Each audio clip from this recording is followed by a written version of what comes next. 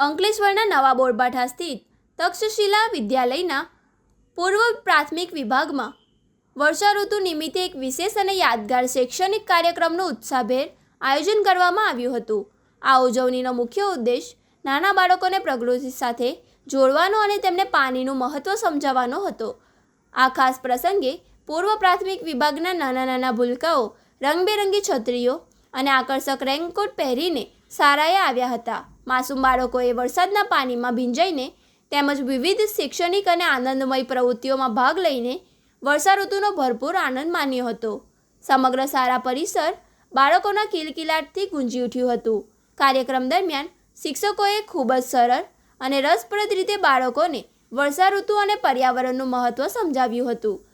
પ્રથમ વરસાદની બૂંદ ધરા પર પડતા ફેલાતી સોડમ, ચારે તરફ છવાતી હરિયાળી અને આકાશધરાના અદ્ભુત મિલન વિશે માહિતગાર કર્યા હતા. શિક્ષકોએ સમજાવ્યું કે કુદરત ચોમાસા દરમિયાન આપણને આખા વર્ષ માટે પાણીની અમૂલ્ય ભેટ આપે છે. તેથી પાણીનો બગાડ અટકાવી તેનો સમજદારીપૂર્વક ઉપયોગ કરવો જોઈએ.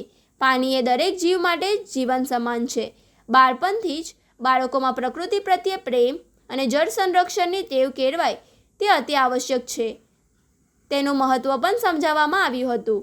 આ પ્રસંગે શાળાના વડીલ પ્રમુખ ગુમાનભાઈ પટેલ, ચેરમેન વિમલભાઈ પાઠક, શૈક્ષણિક માર્ગદર્શક પીબી પટેલ, આચાર્ય ઘનશ્યામભાઈ પટેલ તેમજ સમગ્ર શિક્ષકગણ વિશેષ ઉપસ્થિત રહ્યા હતા.